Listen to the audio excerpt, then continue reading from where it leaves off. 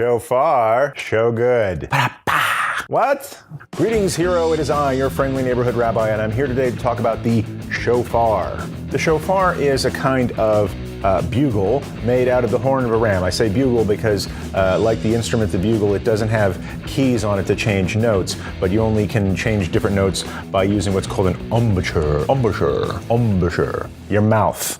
This instrument is mentioned in the Bible, so it goes back several thousand years. We hear about the sound of the shofar crying out from the top of Mount Sinai when God is about to give the 10 Commandments to the Hebrew people who have just left Egypt, known as sort of an ancient battle horn because the sound carries for a long way. And also, as you can see, the raw materials have been with us for a very long time. You might ask, what are the raw materials for a shofar? What makes this a kosher shofar, as it were? So it's supposed to be an animal horn of natural origin, something that comes from the Bovidae family, except for cows. Cows, no bueno. But why the horn of a Bovidae family and not like a deer antler per se? Well, the thing about Bovidae horns is that they have an outer layer of keratin, which is the same thing your fingernails are made out of. Any kind of other stuff inside is of a separate material that could easily be kind of cored out, whereas deer antlers, for example, are made of solid bone. So typically they would harvest the horns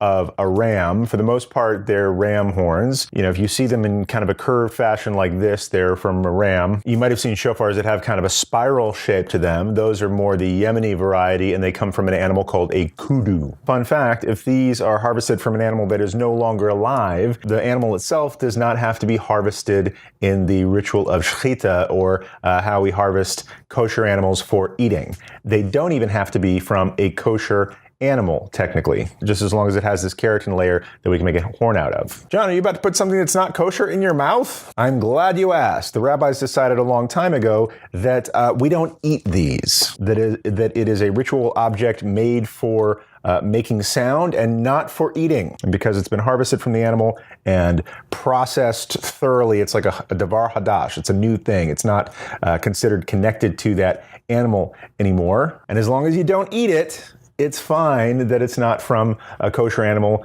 killed in a kosher way. All it has to be is a natural-looking animal horn. It's possible to have some decorations carved in, as long as they're not carved all the way through. You can't paint it, like you can't have a blue or a pink one that's all the way covered up. You might see some with like silver decorations on them, but if that's too excessive, it's also not fit for ritual use. You know, it should look like a natural ram's horn. And if you missed my little video, it sounds a little something like this.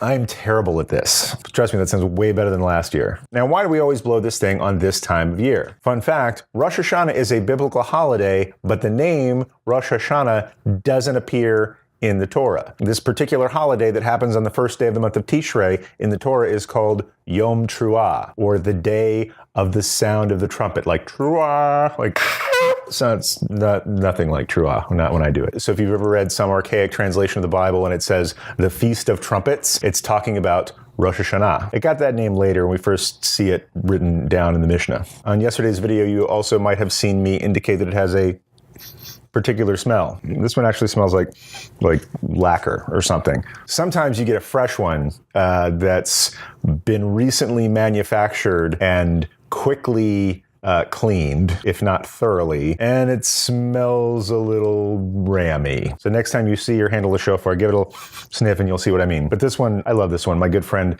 Carla gave me this and I cherish it. What? So that's what I know about shofars. If you live in or near a Jewish community, you might hear this blown every day on the month of Elul. And then on Rosh Hashanah, our tradition is that we blow the shofar or hear the shofar blown 100 times. We'll talk all about that when we get into the liturgy and the prayer service of Rosh Hashanah, that there are several times throughout the service that this is blown in a number of different styles and sequences. And if you add all of those up over the course of Rosh Hashanah, you'll hear it blown 100 times. That's a lot of trumpeting or truahing. You will also hear this blown one more time, and that is at the very end of Yom Kippur, to let everybody know that it's time to eat. So that's it for today's video, day 4 of the 31-day Jewish Holidays in the Fall Learning Challenge. If you're not a part of that challenge, if you just found this video because you were searching about shofars, good for you. Make sure you get signed up for that so you can get a downloadable guide to the holidays. You have 31 days of video learning, and you have a chance to win a starter Jewish library of 6 books that I picked out for you. You can sign up for this challenge by clicking on the link below or on that little orange square